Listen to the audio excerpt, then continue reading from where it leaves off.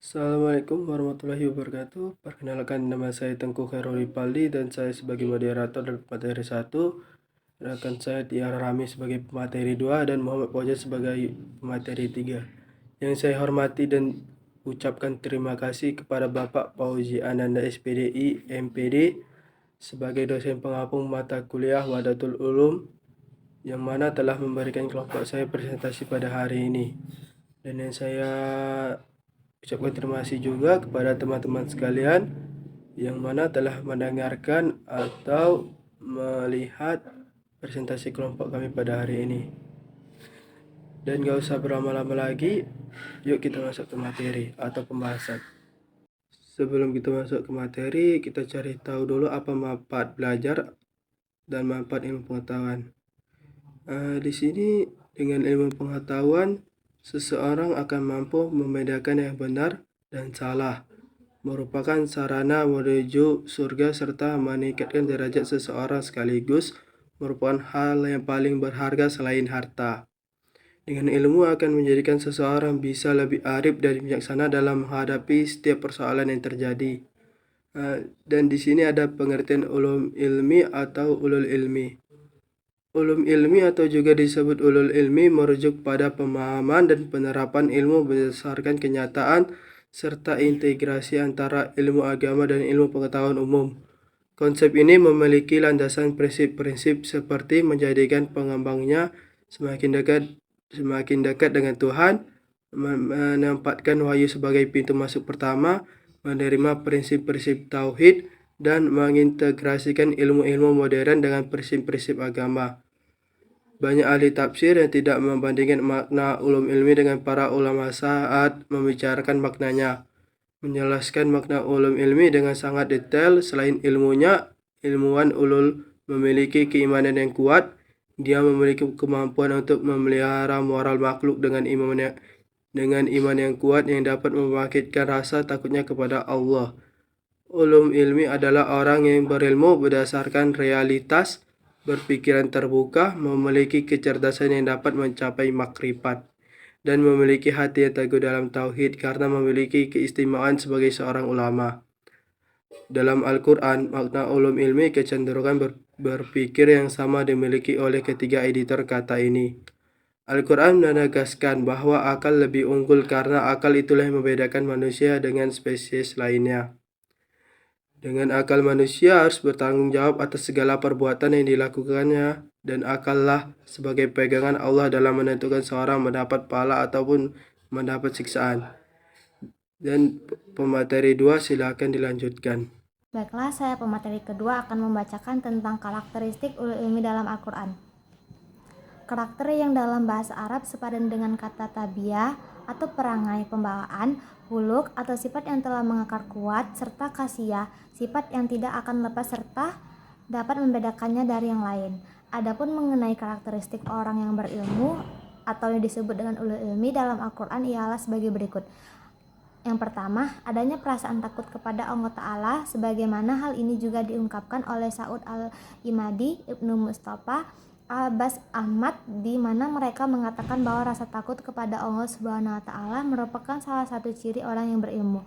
Mereka mengambil dalil Quran surah Fatir ayat 28 sebagai berikut, yang berbunyi, wa minan nasi wad dawabi wal ankiyami mukhtaliful anwanuhu zalikal innama yakshallah hamin ibadihil ulama'u innallaha azizul ghafur, yang artinya, dan demikian pula di antara manusia, binatang-binatang melata, dan binatang-binatang ternak ada yang bermacam-macam warnanya dan jenisnya. Sesungguhnya yang takut kepada Allah di antara hamba-hambanya hanyalah ulama. Sesungguhnya Allah Maha Perkasa lagi Maha Pengampun. Yang kedua, mengetahui, mengakui, serta memiliki keyakinan akan keesaan Allah Subhanahu wa Ta'ala. Karena ketika seseorang telah mengetahui hakikat suatu objek, penelitiannya akan berakhir dengan ungkapan, tidaklah engkau ciptakan ini dengan sia-sia. Lalu tertunduk mengakui akan kekuasaan Allah Subhanahu wa Ta'ala dan kebenaran yang dibawa oleh Nabi Shallallahu Alaihi Wasallam. Dan yang terakhir, senantiasa mengamalkan ilmunya dengan ikhlas. Dalam sebuah hadis, Rasulullah Shallallahu Alaihi Wasallam pernah bersabda, Manusia akan berada dalam kehancuran kecuali mereka yang berilmu. Yang berilmu pun akan binasa kecuali yang mengamalkan ilmu.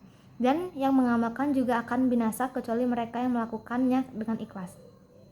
Namun, hadis ini dikategorikan sebagai hadis palsu oleh para pakar hadis. Misalnya oleh Ibnu Darwisi Al-Syaukani. Menurut Ibnu Darwisi, hadis ini disebut oleh Al-Samarkandi dalam bukunya Tanbih Al-Kafilin dan sangat dinikmati oleh para kaum sufi. C. Peran dan fungsi dari ulum ilmi. Manusia diciptakan oleh Allah dengan bentuk yang sebaik-baiknya. Manusia dikarunia berupa akal pikiran sebagai bekal dalam mengarungi kehidupan. Oleh sebab itu, manusia dan ilmu memiliki hubungan yang sangat erat. Ilmu berfungsi sebagai sandaran argumentasi dalam bertindak. Peran dan fungsi ulum ilmi di antara ialah sebagai berikut. 1. Membina jiwa, akal, dan hati. 2. Membina niat agar senantiasa berujung lillah. 3. Membina hati agar selalu bertauhid. 4. Memberikan hujjah dan bukti. 5. Menumbuhkan rasa cinta dan khasyah kepada Allah. 6. Menumbuhkan keyakinan dengan tali keimanan. 7. Memelihara wasiat dengan menunaikan perintahnya. 8. Mengingatkan dalam berjihad dan berbuat kebaikan. 9. Menegakkan keadilan dan kebenaran. 10. Menciptakan keteraturan dan kedamaian. 11. Menjalin silaturahmi yang harmonis. 12. Mengungkapkan rahasia keesaan Allah. 13. Mengungkap realitas kebenaran ilmu. 14. Membina keseimbangan jasmani dan rohani. 15. Membina akhlakul karimah. 16. Memberikan pengaruh positif dan motivasi. 17. Sebagai fasilitator bertakarub kepada Allah. 18. Sebagai fasilitator untuk meraih kemenangan dunia akhirat. 19. Sebagai fasilitator untuk meraih rezeki dan rahmat Allah. 20. Sebagai fasilitator untuk mempermudah jalan manusia menuju surga. 21. Sebagai fasilitator untuk meraih kelapangan dan ketinggian martabat di sisi Allah. 22. Sebagai fasilitator untuk meraih derajat takwa dan kemuliaan diri di hadapan Allah. Terbukti bahwa peran dan fungsi utama ulum ilmi adalah untuk menginspirasi jiwa, pikiran, dan hati manusia untuk membimbing dan mencapai keseimbangan fisik dan mental. Kesimpulan dari ulum ilmi. Menurut tafsir Quran Surah Ali Imran ayat 18, ulum ilmi adalah orang yang memiliki ilmu dunia nyata, pikiran terbuka, dan kecerdasan yang dapat mencapai gnostisisme, monoteisme yang kuat, mengilhami penyelidikan tentang keadaan alam dengan menunjuk ke bumi, langit, laut, dan daratan, serta flora dan tumbuhan. Namun, ia belajar lebih dari sekadar pengetahuan. Agama sama halnya dengan ilmu rasional dan ilmu empiris lainnya yang dapat mempertahankan tauhid.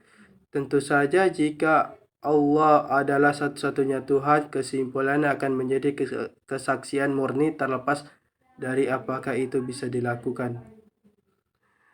Bu Dina membawa bonsai, lalu duduk makan stroberi. Semua telah usai, saatnya kami undur diri. Mohon maaf bila salah ngomong atau perbuatan. Di sini saya manusia, jadi banyak kesalahan yang saya perbuat. Wassalamualaikum warahmatullahi wabarakatuh.